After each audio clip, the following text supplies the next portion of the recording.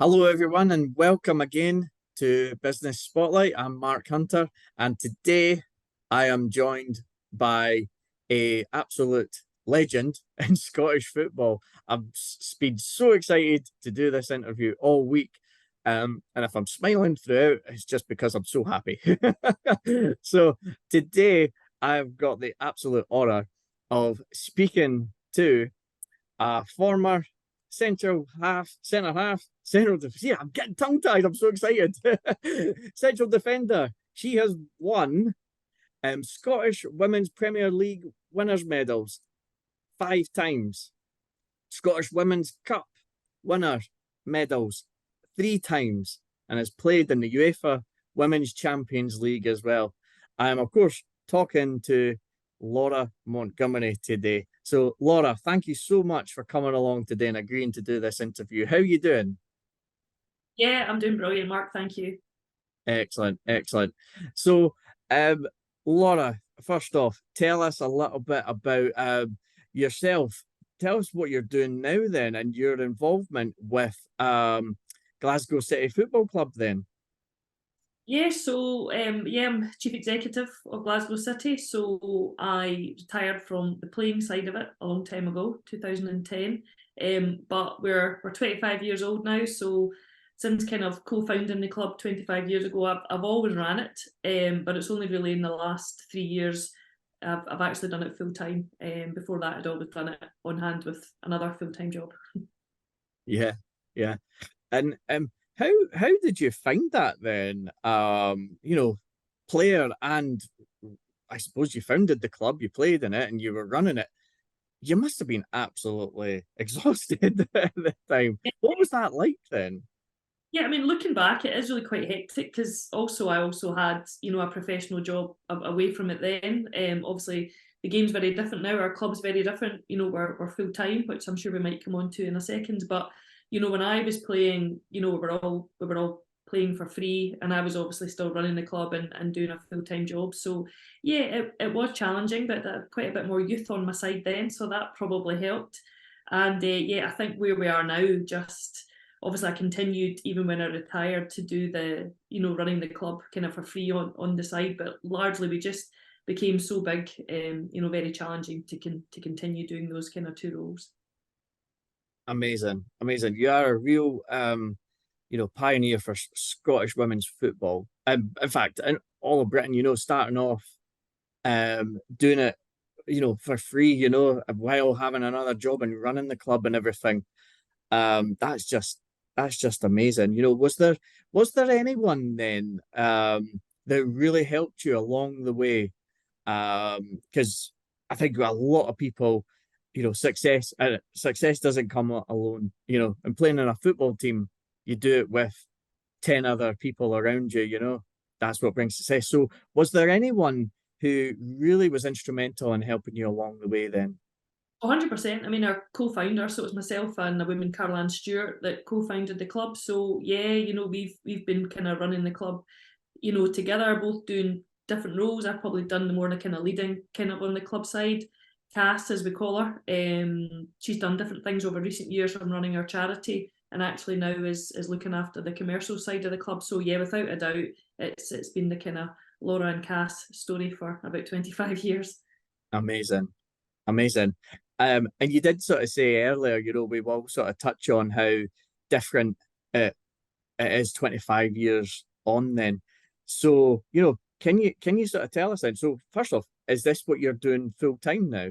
And is that and yeah, just tell us maybe some of those things that are totally different from 1998 then. Yeah, so obviously in 1998, we set up the club. We kind of told everyone we're going to create this great club that was going to win everything and, break down barriers for equality, etc. And, we did that. We've then obviously had a very successful first team, but we've also built a very large youth academy, which is something that, we've been really passionate about. Both myself and Cass, never had the opportunity to play as kids. We weren't, it was just girls weren't allowed to play in school, weren't allowed to do PE, all those kind of stories of barriers been put up against us. So didn't really want any of those barriers to be in place for any young girls. So we've got a massive academy now. We've got 14 young teams. Obviously that's everything from kind of teams you could say are kind of earmarked, you know, to potentially producing first team players. That's obviously what we want. Those teams will have, you know, perhaps a lot of Scottish youth international players, but we've also just got a lot of kind of more community teams, because essentially for us we don't want to create any barriers to girls playing football. So it doesn't really matter if you're going to be a superstar or not. You know, we want you to be a Glasgow City player. So we have all our youth teams, and obviously at first team level, you know, we've got a fully professional side, you know, players and obviously complementary staff as well. So it's much changed days from in 1998 when, you know, I was running the club, paying £40 a month subs and having a full-time job on the side. Yeah, yeah. You talked about those you broke down those barriers to just find the club, you know, to form the club and everything in 1998. What was your sort of biggest inspiration then to do that? Was there anyone in particular that inspired you while you were growing up? Truthfully, no, probably not. I mean, if I think back to, this is the large problems with women's sport. When I think back to when I was younger, there was no visible female role models at all. You know, the press never really covered women in sport, and if they did, they probably put a dress on them and put them in the centre pages and showed them with her husband and kids. So, you know, probably the only females I remember were, you know, probably every Olympic cycle, and, you know, Tessa Sanderson or Fatima Whitbread had a chance of winning gold at the Olympics, and, you know, they were some of our best medal hopes, so we saw them, or Liz McColgan. But that was really my only hint of a female sports person. It's obviously sports I was into, so largely no. I mean, I reflect now and I think of some great women out there, you know, obviously learning of like Billie Jean King. I'm a great admirer of Michelle Obama, like Ruth Bader Ginsburg, you know, done amazing things. So arguably now I'll look at these women, but as a kid, no, I'll be honest and say sadly, you know, other than, you know, having great parents, certainly no real role model or anybody I was trying to emulate moving forward. Yeah, yeah. That must have been quite challenging as well, to have formed the club and everything. And yeah, I think you're absolutely right about how women's sport, if it wasn't the Olympics, yeah, it did not get any attention at all. It didn't get any attraction, which is a shame. It's totally different now, which is amazing. Um, but in a sort of business sense, then, to have formed the club and the challenges, then what are the challenges like now compared to what they were like in 1998? Again, when you first found the club. I mean, they're probably very similar, just on different scales. Obviously, in 1998, I mean, one of the reasons we started Glasgow City is essentially, you know, Kat and I were in the same team. I just kind of started to play senior football. I just kind of found out it existed.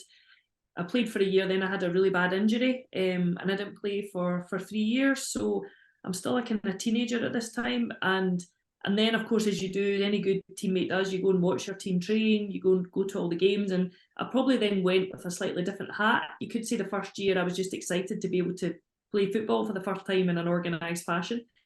And then just going around and watching it, I'm starting to take in, like, you know, we've got the worst facilities. You're lucky if the referee's turning up, because they've probably prefer to do, you know, a guy's game. You think your game's on and it's called off last minute because, you know, the men are on the next day, and that sort of thing. So essentially, it was during that time when I was injured, and talking to Cass, we're like, you know, this really should be a lot better.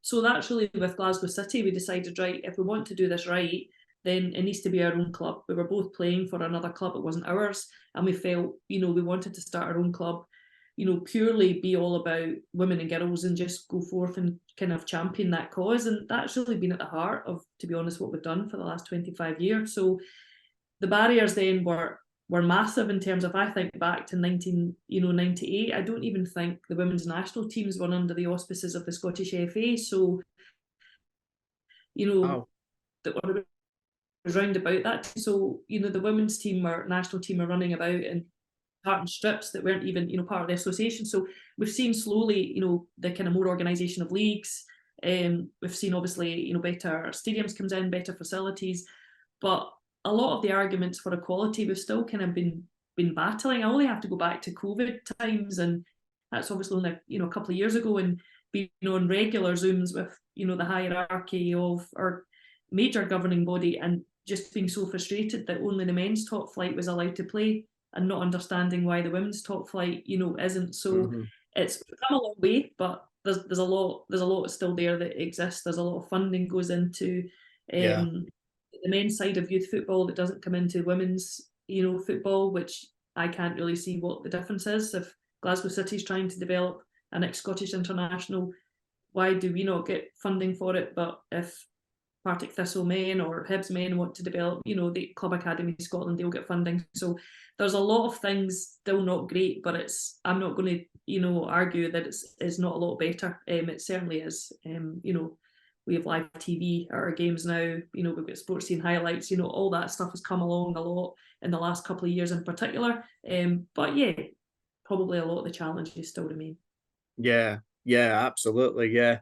And during that time then, what has been your biggest learnings then in business, running the club, and also in life as well? What are the biggest learnings from all this? I would probably say, I'd probably say my biggest learning as a club in business, whatever it is definitely to kind of live your values. I mean, we have this overarching, our overarching value is we champion women and girls.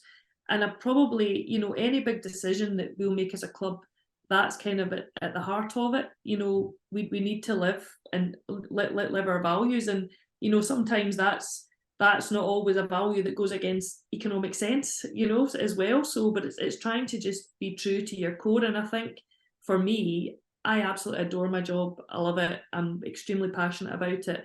And I think if you really believe in something and you believe in the values at the heart, that brings success.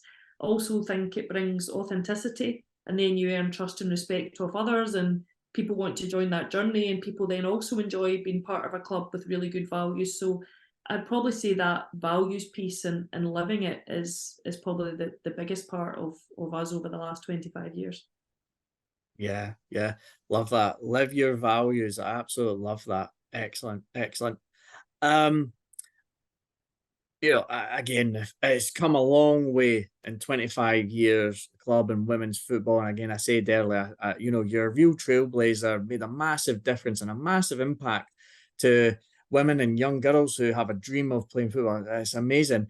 And and as you say, it's progressing. There are still challenges though. So where do you see, in fact, I'm gonna word it in a positive way. What are the biggest opportunities for women and young girls going into football in the next 5 years? How do you see it looking? What are the biggest opportunities for them? Yeah, I think the opportunities are massive, and they're growing all the time. There's more and more opportunities to be a professional footballer, for example, that certainly didn't exist in my day. There's opportunities to obviously work within football. If I look at our club, there's obviously me, I'm chief executive. There's roles there. There's roles in media, there's a medical department, there's coaching. There's a whole plethora of things you can do that is involved in running a football club. Operations, it's a massive undertaking to put on a match. It's a huge event. So there's, these jobs are now available. Arguably not, we'd like more to be available. You look at broadcasting as well, that obviously a lot more broadcasting of women's sport. We want women in these positions. That's not just in front of the camera, that's perhaps behind the camera, making the match recordings themselves, and all these kind of media roles. So I think for women and girls now, the opportunities are great, and we are still by far the massive growth sport. You look at the increase in commercials, we're the sport that's growing exponentially every year.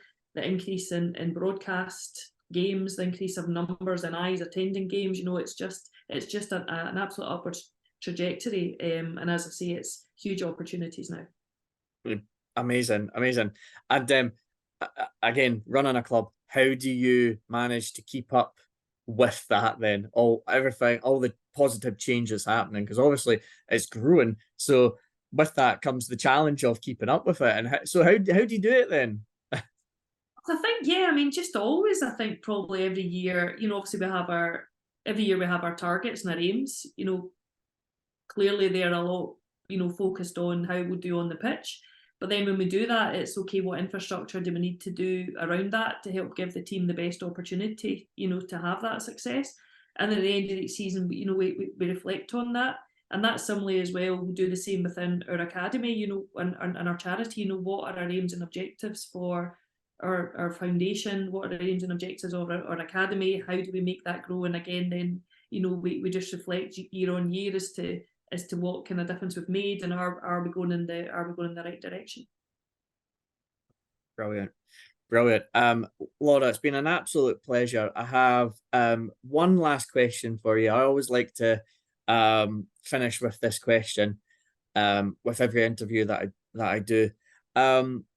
What is the advice that you would give to anyone, especially females, going into football or into the world of work, where they're thinking of running their own business? What is the best piece of advice that you would perhaps give them? Yeah, good question. I mean, I think as I've said, well, I think first of all, it's not going to be easy. No business, nothing's easy. Life's not easy.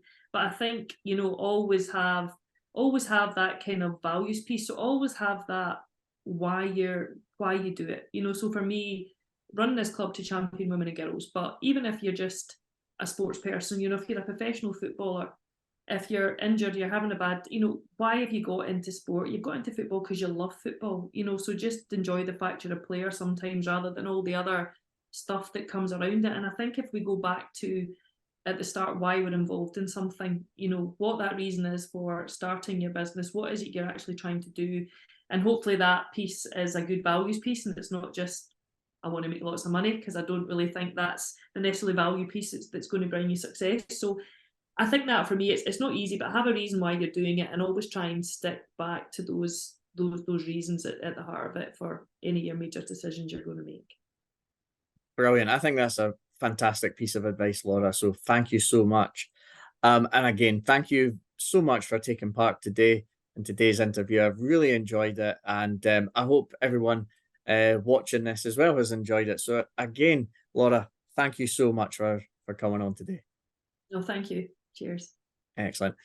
And thank you for watching. You've been watching Business Spotlight. Thanks again. We'll see you next time. Bye.